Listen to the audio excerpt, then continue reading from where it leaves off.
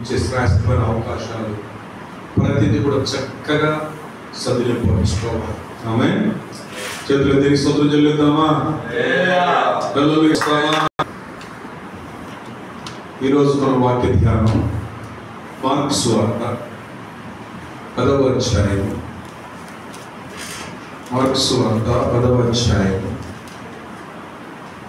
Mark సువార్త 10వ అధ్యాయం. 10వ అధ్యాయము 27వ వచనం. 27వ వచనం.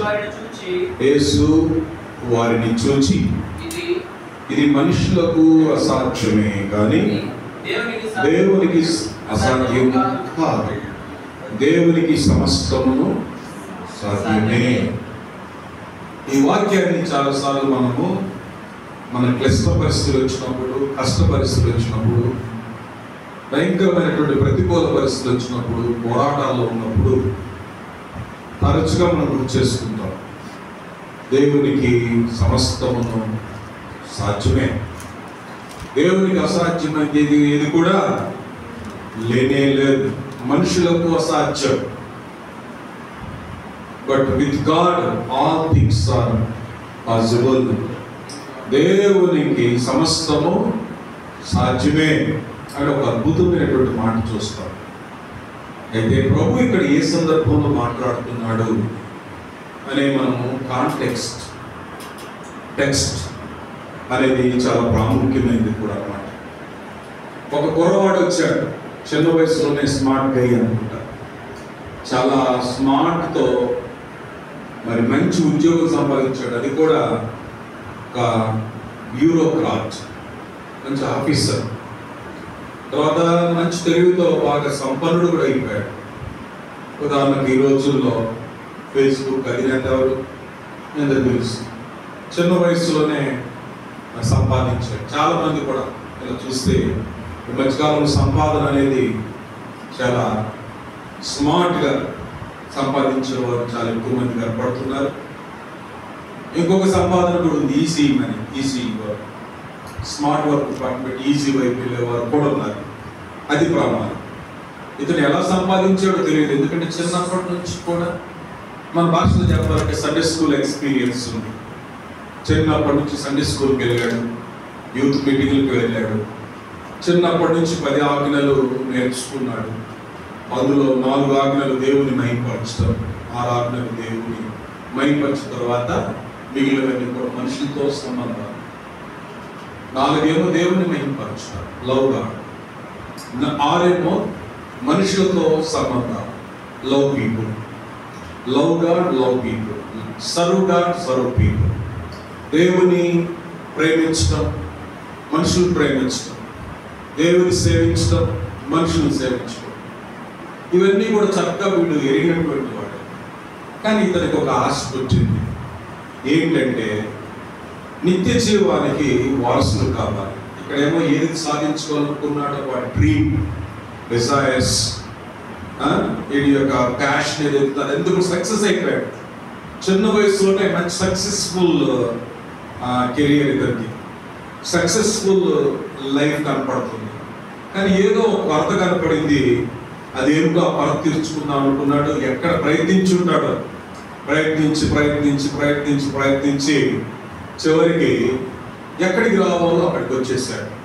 యేసు ప్రభు దగ్గరికి పరిగెత్తుకుంటూ వచ్చాడు, మోకాళ్ళు వేశాడు, ఆయన కాళ్ళ మీద పడిపోయి బోధకుడా, నిత్య జీవానికి వారసును అవడానికి నేనేం చేయాలి అని అడిగితే ప్రభువు చెప్తాడు కదా, ఇదిగో నన్ను సద్బోధకుడా, సత్పురుషుడు అని పిలుస్తున్నావు ఎందుకు? దేవుడు అప్పుడే సద్బోధకుడు, మంచివాడు ఆయన కదా. సరే ఒక పని చేయి, నీకు ధర్మశాస్త్రం ఏం చెప్తుంది అది పాటించంటే చిన్నప్పటి నుంచి నేను ఇవన్నీ పాటిస్తూనే ఉన్నాను, ఇంకా నాలో ఏమైనా పొదువుగా ఉన్నదా అని అంటే, ఆ సమయంలో ప్రభు అతన్ని చూచి, అతన్ని చూడటమే కాదు అతన్ని ప్రేమించి, అతన్ని చూశాడు, అతన్ని ప్రేమించాడు. 21వ వచనం చూడండి. యేసు అతన్ని చూచి. ఇక్కడ మనం చదువుకున్న 2 భాగాల్లో కూడా వారిని చూచాడు, అంటే శిష్యులను చూచాడు, అలాగే అతన్ని కూడా చూచాడు. ఆయన చూచున్న దేవుడు అతనిని చూచి ప్రేమించి ఏం చేశాడు తెలుసా? నీకు ఒకటి ఒకటి పొదువుగా ఉంది. నీళ్ళు అన్ని బాగానే ఉన్నాయి కనుక ఒక్కటి పొదువుగా ఉంది. ఆ పొదువు ఏంటి చెప్పమంటావు అన్నట్టుగా నీవు వెళ్ళి నీకు కలిగినవన్నీ అమ్మి పేదలకి చేయి. పరలోకమందు నీకు ధనము కలుగుతుంది. ఎంత అద్భుతమైన మాట. ఇక్కడ నువ్వు ధనవంతుడివే, కానీ పరలోకమందు ధనము నీకు కలుగుతుంది. అంటే పరలోకంలో ధనవంతుడిగా ఉండాలని కోరుకుంటున్నాడు దేవుడు. పరలోకంలో ధనవంతుడిగా ఉండాలంటే ఇక్కడ ఉన్నవన్నీ కూడా సాక్రిఫైస్, త్యాగాలు చేయాలి. ఇక్కడ ఉన్న వాటిని విడిచిపెట్టాలి. ఇక్కడ ఉన్న వాటిని కూడా పట్టుకొని వెళ్తే అది చాలలేదు. ఒకసారి గొప్ప ధనవంతుడు చనిపోయాడు. చనిపోయిన తర్వాత అతనితో పాటు చనిపోతానని తెలుసుకొని సుమారు 1 డజన్ సూట్ కేసులు ఉన్న బంగారు బిస్కెట్లు అంటే డబ్బులంతా బంగారు రూపంలో పంచుకొని తనతో పాటు అన్ని కూడా ఇటుపక్క కారు నెట్టుకుంటూ వెళ్తా ఉంటే అక్కడికి వెళ్ళేసరికి దూతలు ఉంటారుగా, దేవదూతలో లేకపోతే దేవదూతలు తెలియదు, కానీ నరకానికి వెళ్ళేది నరకం దూరంగా కూడా దూతలు ఉంటారు. వాళ్ళందరూ అంటున్నారు, ఇదిగో ఇక్కడికి వస్తున్నావు కానీ ఇటుకి వెళ్ళలేదు అన్నారు. ఏంటి? బ్యాగేజీ లేదు. బ్యాగేజీ ఒక్కడివే ఇక్కడికి రావడానికి, భూమి మీద ఏం సంపాదించుకున్నా ఇక్కడికి రావడానికి లేదు. వాడి డబ్బంతా కూడా బంగారం రూపంలో మలుచుకున్నాడు, వజ్రాల రూపంలో మలుచుకున్నాడు. మొత్తం అక్కడ విడిచిపెట్టబడి అగ్నిగుండంలో వేయబడ్డాడు. అంటే ఏది కూడా తీసుకొని రాలేదు, ఏది తీసుకొని పోలేము. ఉన్నంతకాలం పుట్టినరోజు మొదలుకొని గిట్టిన రోజు వరకు ఉన్న ఈ లైఫ్ స్పాన్ లో మనం జీవించిన జీవితమే చాలా ప్రత్యేకమైనది, ప్రశస్తమైంది, పవిత్రమైనది. ఈ జీవిత కాలంలోనే మనం ఏదైనా చేయాలి, లేక తర్వాత ఇంకేం తర్వాత చేస్తున్నాంలే అనేది నీకు మరలా అవకాశం లేదు. మనం తెలుసు కదా, ధనవంతుడు చనిపోయాడు. చనిపోయిన క్షణంలోనే పాతంలోకి వెళ్ళిపోయాడు. అక్కడికి వెళ్ళి ప్రార్థన చేస్తున్నాడు, కానీ వితౌట్ ఆన్సర్, జవాబు లేని ప్రార్థనే అన్సీజింగ్ ప్రేయర్ అంటారు. అన్లిమిటెడ్ ప్రేయర్, నిత్యం ప్రార్థన. ఏకాంత ప్రార్థన అనాలో తెలియదు, సామూహిక ప్రార్థన అనాలో తెలియదు. ఏదో కానీ ఇక్కడ చేసినంతకాలం ఇక్కడ ఏకాంత ప్రార్థన లేదు, వాడికి ఉపవాస ప్రార్థన లేదు, ఇక్కడ అలాగే సామూహిక ప్రార్థన లేదు, కానీ అక్కడ మాత్రం ప్రార్థన చేస్తున్నాడు. ఓ దేవా, ఓ ప్రభు అని కేకలేస్తున్నాడు. అబ్రామా, తండ్రి అయిన అబ్రామా అని కేకలేస్తున్నాడు, కానీ అక్కడ జవాబు లేదు. అంటే ఇక్కడ మనం ఏం తెలుసుకుంటామంటే, ఇక్కడ ఉన్నప్పుడు ఏదైనా కూడా ఇక్కడ నుంచి వెళ్ళిపోయిన తర్వాత నీకు ఏ జవాబులు రావు. నువ్వు నేను ఇంకేమి చేయలేము. ఇక్కడ ఉన్నప్పుడే ఇంకో మాటకు చెప్పాలంటే, పుట్టినరోజు 1970 లేకపోతే గిట్టినరోజు ఫలానా అని వేస్తారే, దానికి ఉన్న చిన్న గీతే లైఫ్. అది చాలా తక్కువ. మీకు తెలుసా, పెద్ద గీత ఎవరు గీయరు. పుట్టిన డేటు గిట్టిన డేట్ 2 వేస్తారు, చిన్నదే గీతకి వెళ్తారు. అంటే లైఫ్ ఎంతదో తెలుసా? అందుకు కింద చెప్పాను, జీవితం మంది ఆవిరి వంటిది.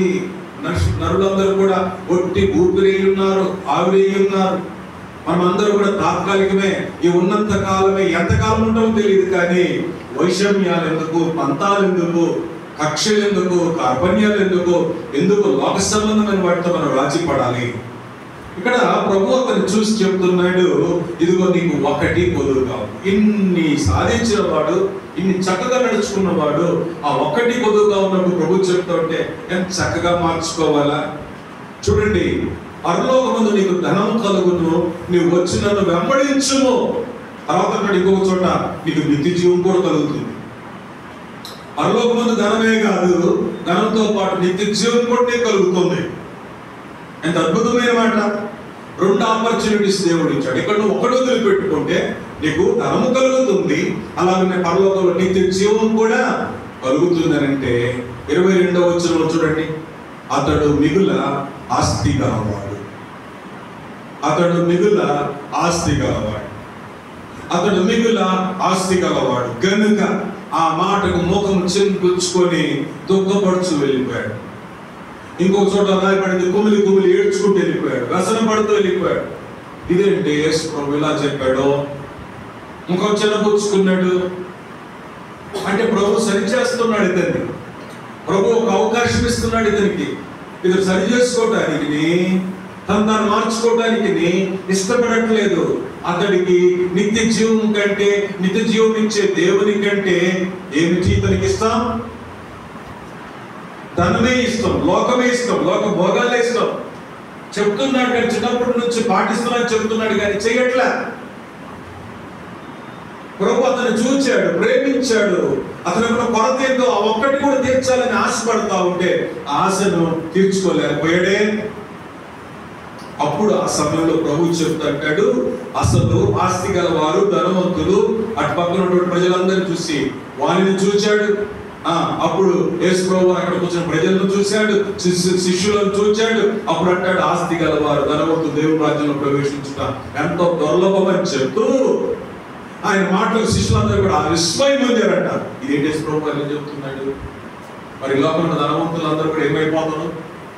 ధనవంతులు దేవుని రాజ్యంలో ప్రవేశించుట దుర్లభం అని చెప్తే ఆ మాటలకు శిష్యులు విషయమేముంది?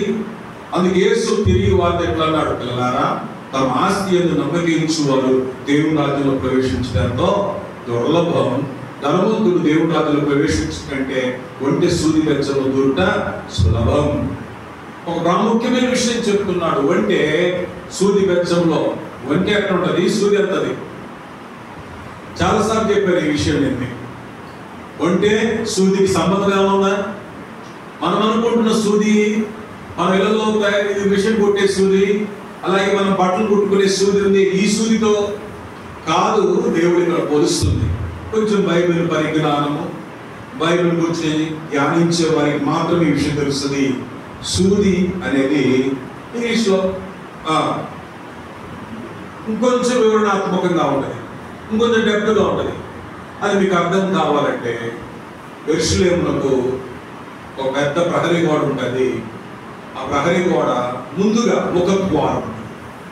ఆ ముఖద్వారానికి ప్రక్కనే ఒక చిన్న ద్వారం ఉంది. మనం కూడా గేట్లు కట్టుకున్నప్పుడు పెద్ద గేట్లు కట్టుకున్నాం, ప్రక్కనే చిన్న గేట్లు కట్టుకున్నాం. పెద్ద గేట్ ఎప్పుడు? పట్టపగలు పూట పెద్ద పెద్ద వాహనాలు వచ్చినప్పుడు, ఉదయం నుంచి సాయంత్రం దాకా రథాలు, గుర్రాలు, ప్రజలు రాకపోకలు జరుపుతారు కనుక అప్పుడు ఈ యొక్క గేట్ ఓపెన్ చేస్తారు.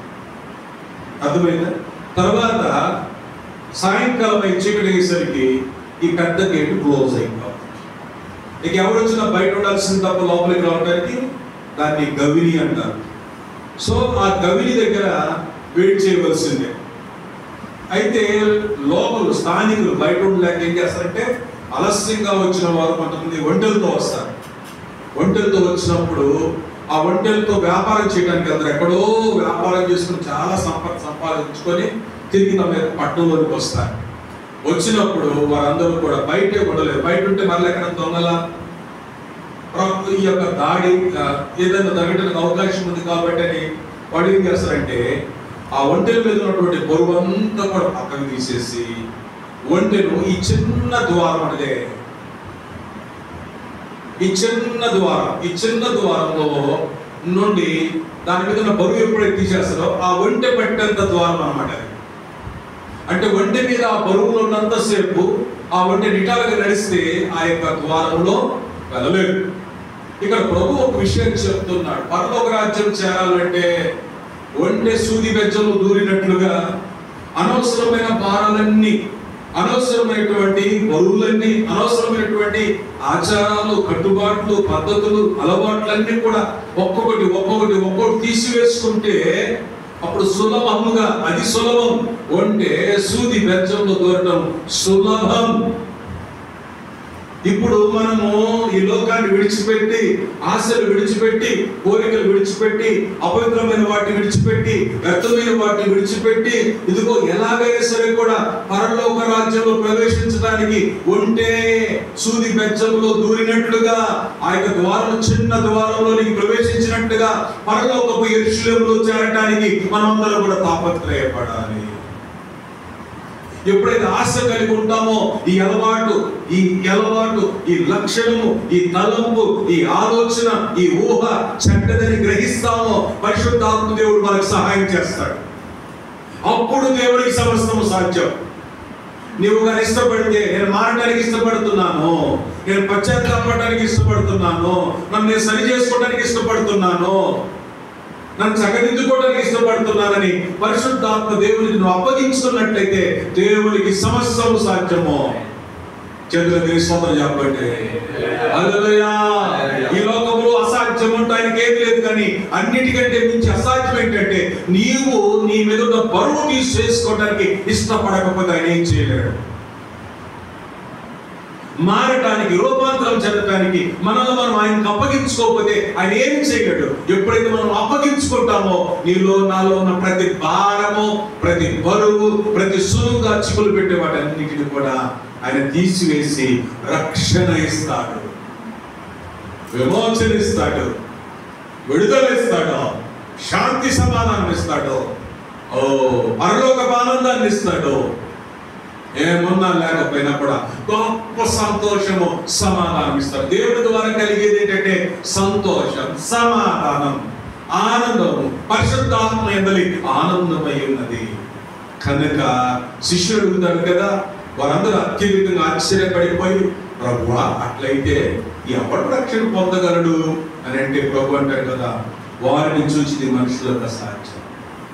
దేవుడు రక్షణ కార్యం జరిగిస్తాడు, దేవుడు విమోచన కార్యం జరిగిస్తాడు. నీకు నాకు తెలియదు. అద్భుతం. ప్రభువా నేను నిజంగా నువ్వు చెప్పిన మాటకు నేను విడిచిపెడుతున్నా. నాకున్న ఒక్కటి ఆ కొలువ తీసివేసుకోవడానికి. వాడికైతే ఒక్కటే కొలువ, వాడికి ఒక్కటే తక్కువ, కానీ మనకి ఎన్ని తక్కువ? ఎన్నెన్నో ఎన్నెన్నో ఎన్నెన్నో, ఒకటా రెండా, మూడా నాలుగా, ఎన్నెన్నో. వాడైతే ఒక్కటే, కానీ మనకైతే ఎన్ని ఉన్నాయి?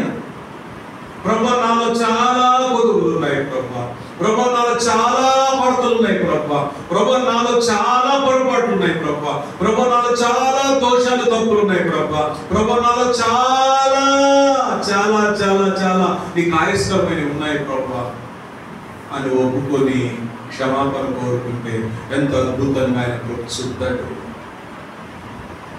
అప్పుడు హృదయంలో జరిగే కార్యము ఎంతో ప్రశస్తమైంది. అక్కడి నుంచి మొదలవుతుంది. దేవునికి అసాధ్యమంటూ ఏమీ లేదని.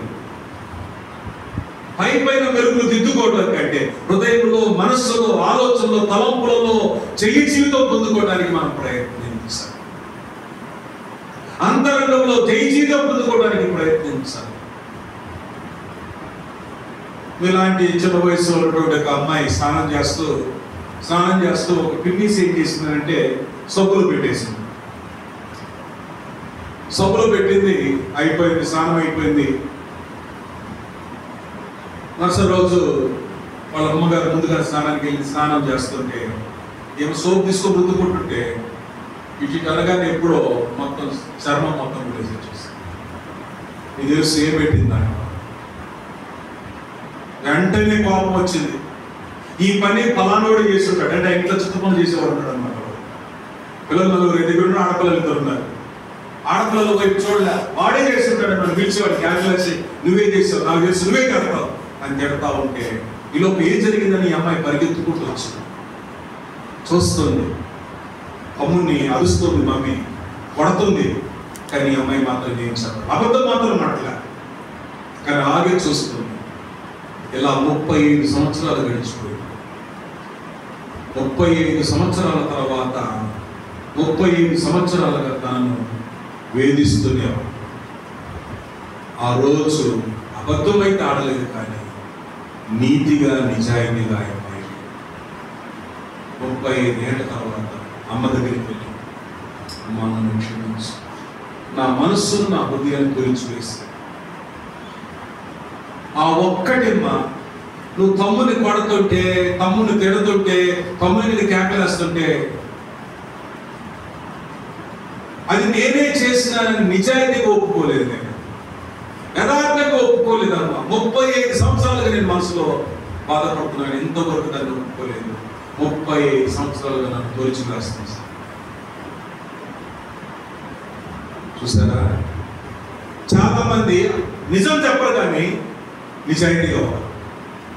అబద్ధాలు కూడా ఆడరు కానీ నిజాయితీగా ఉన్నారు. అర్థమైంది అన్నమాట. నిజాయితీగా ఉన్నారు, నీతిగా ఉన్నారు, యథార్థంగా ఉన్నారు. ప్రభు కోరుకుంటుంది యథార్థత, నీతి, నిజాయితీ.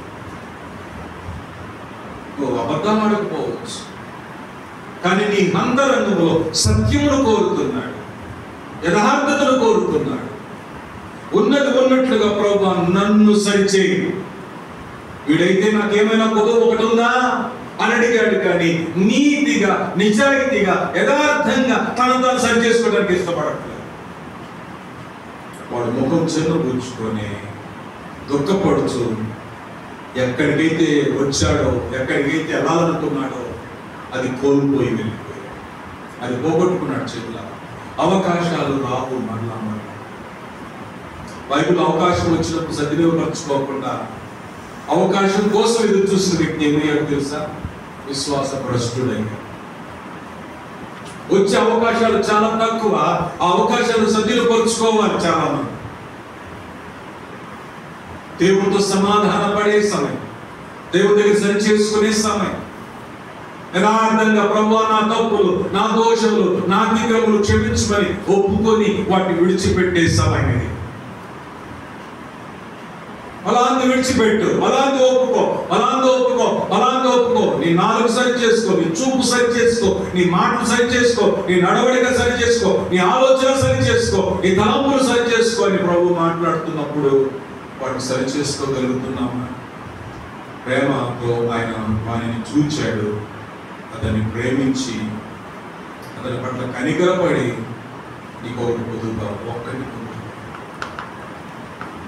ఆ ఒక్కటి పొదువుగా ఉన్నది కాస్త సరి చేసుకుంటే వారి జీవితాలు ఎంత దీవెనకరంగా ఉంటాయో చూడండి. లూకా సువార్త 10వ అధ్యాయము 12వ వచనంలో ఆ ఒక్కదాని కొరకు తాపత్రయపడింది ఒక ఆమె చూస్తాం. లూకా అధ్యాయం 12వ వచనంలో, లూకా సువార్త 10:12వ వచనంలో ఎవరైనా త్వరగా తీసి చదవండి. అది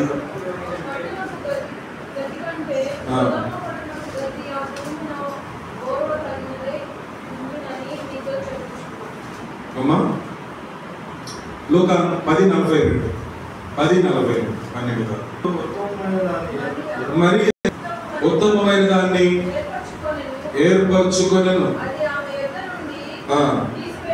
41 కూడా చదువు. అందుకు ప్రభు మార్తా మార్తా నీవు అనేకమైన పనులు కూర్చు విచారం కలిగి తొందరపడుచున్నావు, కానీ అవసరమైనది ఒకటే. చూసారా, యేసు ప్రభు ఇక్కడ చెప్తున్నాడు మార్తతో, మార్తా మార్తా అనేకమైన పనుల్లో నువ్వు విస్తారమైన పనుల్లో విచారం కలిగి తొందరపడుచున్నావు, కానీ అవసరమైనది ఒకటే. చూసారా, నీకు ఒక్కటే కొద్దుగా ఉంది అని ప్రభు ఆ ధనవంతుడు చెప్పినట్టుగానే ధనవంతుడితో ఇప్పుడు మార్తతో అంటున్నాడు, మార్తా మార్తా నువ్వు అనవసరమైన పనుల్లో నువ్వు తొందరపడుతున్నావు, అవసరమైంది ఒకటే. ఆ అవసరమైంది ఏం తెలుసా? మరి ఆ ఉత్తమమైన దాన్ని ఏర్పరచుకొనెను, అది ఆమె యొక్క నుండి తీసివేయబడదు. అవసరమైంది ఏంటి? ప్రభు పాదాల దగ్గర కూర్చొని ఆయన స్వరము వినుట, అది నేర్చుకోనుట అవసరము. అర్థమైందండి? అవసరము. నేర్చుకోనుట అవసరము. కొదువులు సరి చేసుకునుట అవసరము. కొదువులన్నీ కొరతలను తీసివేసుకునుట అవసరము. ప్రభు తీసేసుకో, తీసేసుకో, ఇది తీసేసుకో అని చెప్తున్నప్పుడు ఆ కొదువులు తీసివేసుకోవాలి. మాటలు కావచ్చు, చేతలు కావచ్చు, చూపులు కావచ్చు, ప్రవర్తన కావచ్చు, కొదువులు సరి చేసుకోవాలి. రెండవదిగా అవసరమైనది ఒకటే. చాలా ఉన్నాయి లోకంలో, కానీ అత్యవసరమైంది, అది జీవితకాలం అంతా దివ్యకరమైనది తెలుసా? యేసయ్య పాదాల చెంత కూర్చొని మరి ఆయన బోధ వింటూ వచ్చింది, అది అవసరం. ఏమేం చేస్తుంది? విస్తారమైన, అంటే మల్టీ టాస్కింగ్ ఉమెన్ అనమాట. రాసి పెట్టుకోండి, ఉమెన్స్, గర్ల్స్, మల్టీ టాస్కింగ్. మీకు చాలా ఆలోచనలు ఎక్కువగా ఉంటాయి, అన్ని పనులు చేయగలరు, మీకు చేతులు కాళ్ళు చక్కగా పనిచేస్తాయి, కానీ మల్టీ టాస్కింగ్ ఎప్పుడు కూడా మంచిది కాదు. ఫోకస్, ఒకదాని మీద లక్ష్యం ఉంచడం, ఒకదాని తర్వాత ఇంకో దాని మీదకి వెళ్తాం, ఇంకో దాని తర్వాత ఇంకో దాని మీదకి వెళ్తాం. మల్టీ టాలెంట్స్ ఉండటం మంచిదే, కానీ మల్టీ టాస్కింగ్ మంచిది కాదు. Multi skills and multi talents ఉండటం మంచిదే, కానీ మల్టీ టాస్కింగ్ మంచిది కాదు. దానివల్ల నీ శక్తి, నీ బలము, నీ జ్ఞానం అంతా కూడా డివైడ్ అయిపోయి దేనికి కూడా పరిపూర్ణం కాదు. ఈ యొక్క మార్త మల్టీ టాస్కింగ్ ఉమెన్ అన్నమాట. మల్టీ స్కిల్స్ ఉండటం తప్పు కాదంటలేదు నేను, అందుకొరకే అవసరమైంది ఒక్కటే. నేను కొన్ని రోజులు మీ మధ్యలో ఉంచాను కనుక ఆ కొన్ని రోజులు సద్వినియోగపరచుకోవడానికి మరియా ఉత్తమమైన దాన్ని ఏర్పాటు చేసుకుంది. నేను చెప్పే ప్రతి మాట కూడా నువ్వు జాగ్రత్తగా వినాలి. అవసరమైంది ఒక్కటే. వినుట వల్ల విశ్వాసం కలుగుతుంది. ఆ విశ్వాసమే నీకు విజయోత్సవాలతో నిన్ను ఊరేగిస్తుంది. ఇప్పుడు నీ యొక్క గుండెను నా యొక్క వాక్యంతో నింపుకునే సమయం ఇది. అవసరమైంది ఒకటే. చూసారా, ధనవంతుడైన కుర్రవానితో ప్రభు చెప్తున్నాడు నీకు ఒక్కటి పొదువుగా ఉంది. ఇప్పుడు మార్తో కూడా అంటున్నాడు అవసరమైంది ఒక్కటే. చేతులు స్తోత్రం చెప్పండి. హల్లెలూయా, హల్లెలూయా. ఆ ఒక్కటి తర్వాత కాలంలో యోహాను సువార్తలో మార్త కూడా తెచ్చుకుంది, సంపాదించుకుంది. 12వ అధ్యాయంలో ఆ ఒక్కటి సంపాదించుకున్న మార్త మౌనంగా, ఇదివరకు తొందరపాటు, ఆవేశం ఎక్కువ, కొంతమంది పని ఏం చేయరు కానీ అన్ని నేను చేస్తున్నాడు పిల్లలు పెడతారు, అన్ని నేను చేస్తున్నట్టు చెప్తా ఉంటారు, అన్ని నాకే జడ్డు వచ్చినట్టుగా అన్నిట్లో తలదూరుస్తూ ఉంటారు. ఇప్పుడు మీరు ఎప్పుడు చూడాలంటే ఇలాంటి బ్యాచ్ పెళ్లి జరుగుతున్నప్పుడు చూడవచ్చు అన్నమాట. అసలు మౌనంగా ఉంటారు, మధ్యలో ఉంటారు. మనం హడావుడి బ్యాచ్, ఇది ఇస్తారంటే అని చెప్తున్నారు, చెప్పే బ్యాచ్ చేయరమ్మా. కొంతమంది హడావుడి బ్యాచ్ ఉంటారు. అలాంటి హడావుడి అంతా కూడా ఏం తగ్గించుకొని 12వ అధ్యాయంలో 1వ వచనం 2వ వచనం యోహాను మీరు చూస్తే మార్త ఎంత చక్కటి ఆరాధకురాలుగా మారిపోయిందో. 12వ అధ్యాయం యోహాను సువార్త మొత్తంలో కూడా అక్కడ చూస్తే ఆ ఇంట్లో మార్త ఉపచారము చేయుచుండెను అని ఒక మాట చెప్తాడు. అంతే. అంటే అంతవరకు ఆమె నోటి కంట్రోల్ లేదు, ఆమె కాళ్ళ కంట్రోల్ లేదు, నక్కలు దొక్కినట్టు తిరుగుతూ ఉంటుంది అనమాట. అన్ని నేనే చేస్తున్నట్టు బిల్డప్ పెడతా ఉంటుంది. 4 గెస్టులు వస్తే చాలు కాలు చేతులు ఒలుగుతాయి కొంతమందికి. హడావుడి వేసి అసలు ఇంకా చెర్రమంటారు. ఏదైనా తేడా వచ్చిందంటే మాత్రం నేను చెప్పా అని అంటారు అనమాట. పనులు చేసాను చెప్పాను, అప్పుడప్పుడు చెప్తూ ఉంటాను. మా ఇంట్లో ఒక అద్దెకు మూగమ్మాయి ఉండేది అనమాట. చిన్నప్పుడు ఆ మూగది ఏం చేసింది తెలుసా, నీళ్ళు తీసుకొచ్చేదమ్మా. నీళ్ళు తీసుకొచ్చి బకెట్టు చెంబులు నీళ్ళు పోసి పెట్టేది. ఇలా మా తమ్ముళ్ళు 2 చిన్నోళ్ళు ఉంటారు. చిన్నోళ్ళు లాస్ట్ వాడు కొంచెం చెత్తోడు. ఇడికి తెలుసా, తీసుకురాగానే ఆ నీళ్ళు తీసుకుంటాను కడుకుంటాడు. ఓకే, ఆ మోగమ్మాయి మోగలు పాపం ఎక్కువ. ఆడేసినప్పుడు ఆమె తీసుకొచ్చినంతసేపు బకెట్లు ఉన్నా కానీ, టబ్బులో నీళ్ళు కానీ, అలా చెంబులో నీళ్ళు ఎవరు బెదిరించడానికి వీళ్ళకి అంత పాపం అన్నమాట. కొంతమంది పనులు చేస్తున్నారు అనుకో, మధ్య లేదని చెప్పారు కానీ ఇసేసి వెళ్ళిపోతారు మధ్యలో. వీళ్ళే మధ్యంతర బ్యాచ్. ఆరంభించరు అసలు నీచ మానవులు, వారు అధములు. ఆరంభించి ముగించరు మధ్యములు, ఆరంభించి ముగించరు ఉత్తములు. అధములు, మధ్యములు, ఉత్తములు. ఇంతకు ఏ జాబితాలు ఉన్నాం? ఎంత చించుతామని బయలుదేరుతారు చాలా మంది. అత్యేస్తాం ఇంచేస్తామని ఒట్టిదే మధ్యలో వదిలిపెట్టిపోతుంటారు. కొంతమంది అసలు ప్రారంభమే చేయరు, దానికి ముహూర్తంగా లేకపో ముహూర్తాలు చూస్తుంటారు. మంచి రోజు అనమాట. అన్ని రేపు చేస్తా ఉంటారు, రేపే చేయరు. రేపు ఓ స్త్రీ రేపు అనేది వెనకటి రోజులు ఉండేది అనమాట. ఓ స్త్రీ రేపు అంటే ప్రతిరోజు రేపు రేపు అంటే ఇలా రేపు అనేది బాగా అలవాటు అయిపోయింది. చదవటం రేపు, పని రేపు, అన్ని రేపే అనమాట. ఇంకా ఇప్పుడు రేపు అనేది అర్థం లేదు కదా. ఇలాంటి ఆవేశము, ఇలాంటి తొందరపాటు కలిగినటువంటి మార్త తన జీవితంలో మార్చుకున్న మార్త, కూర్చుకున్న మార్త, నేర్చుకున్న మార్త అని కూడా గుర్తు చేశాను. గుర్తుంది మీ అందరికీ? తన జీవితంలో మార్చుకున్నది, నేర్చుకున్నది, కూర్చుకున్నది. అద్భుతం.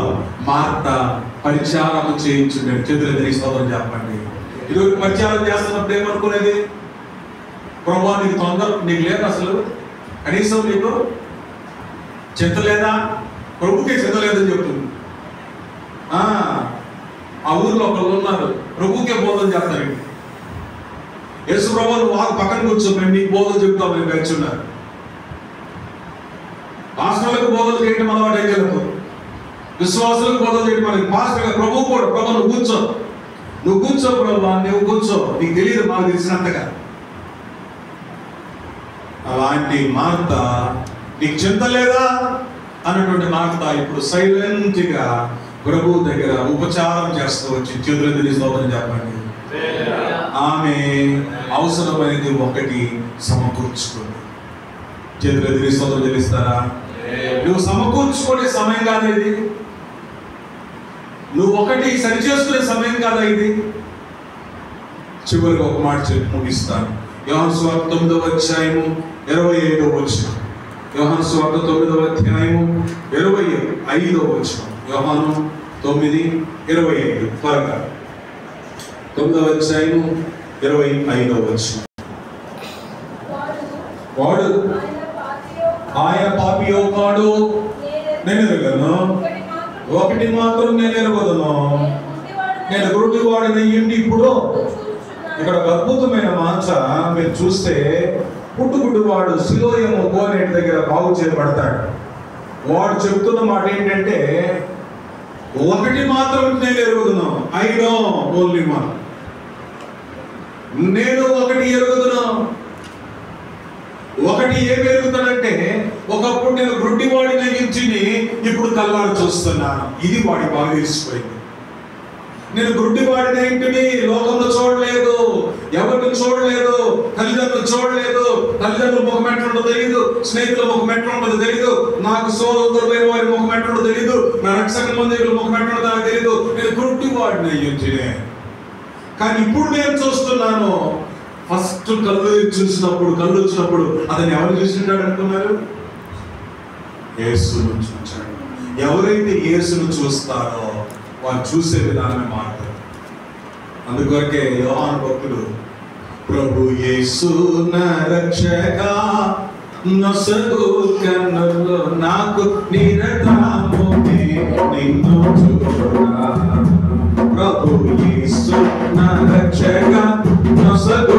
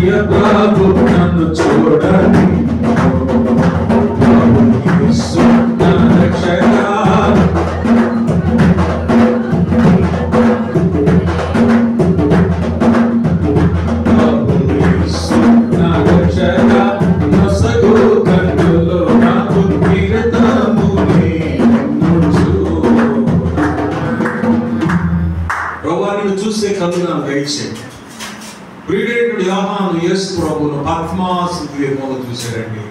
తనకున్న బాధలు, తనకున్న శ్రమలు, తనకున్న శోధనలు, భయంకరమైన హింసలన్నిటి కూడా అవి పరలోకంగా మార్చుకున్నాడు. ఎవరైతే ఆయన చూస్తారో వారి యొక్క దర్శనం, వారి విధానం అంతా కూడా మారిపోతుంది.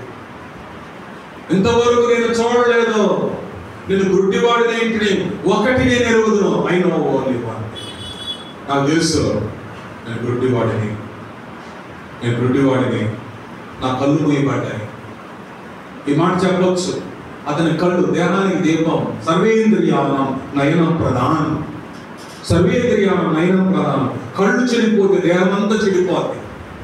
కళ్ళు సరిగా ఉంటే, ఈ కళ్ళు ఎంత భయంకరమైన తెలుసా?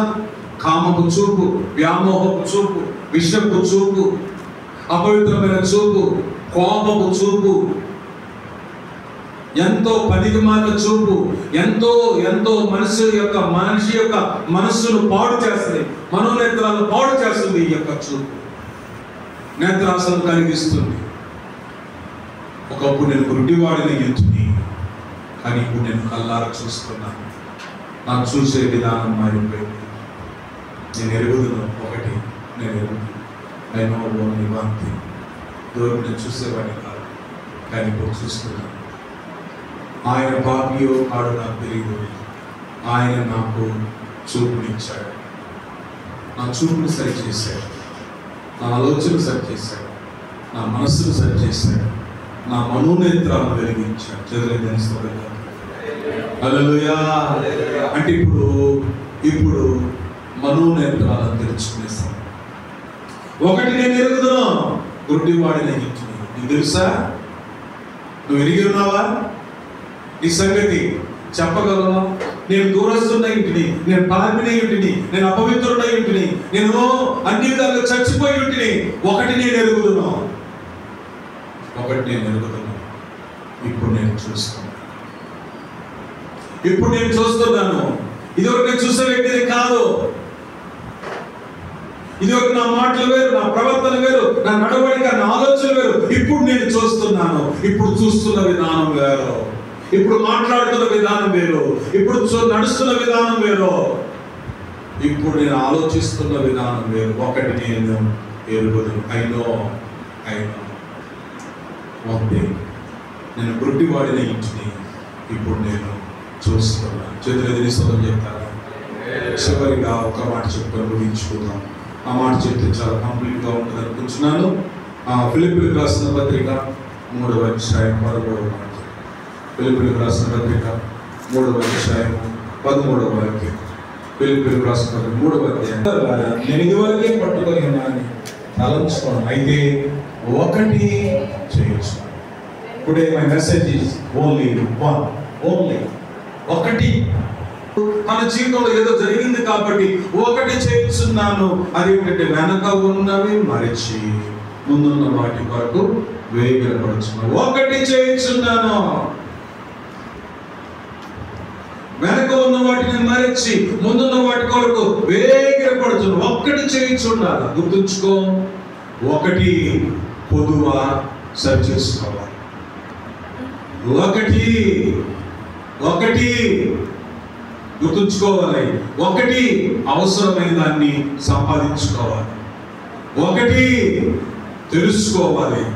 ఒకటి ఏమిటంటే చేస్తూ ఉండాలి. వెనకున్న వాటిని మరిచి గతం కదా, పాత వాటన్నింటిని, రోత వాటన్నింటిని కూడా వదిలిపెట్టి మరిచిపోతాం. అనవసరమైన ఆలోచన కొంతమంది ఇప్పుడు కోరుకుంటుంటారు.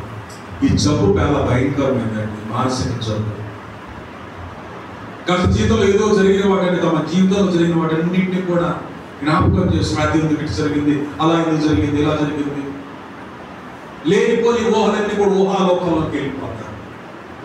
పోలేవాడు తెలుసా, నేను వాటన్నిటినీ మర్చిపోతున్నాను. ఎట్లా మర్చిపోగలిగాడు అని అంటే, ఒకటి తన జీవితంలో నేర్చుకున్నాడు కాబట్టి తెలుసు, చేయడం ప్రారంభించాడు. ఎందుకంటే ఈ ఒకటి కొద్దుగా ఉంది.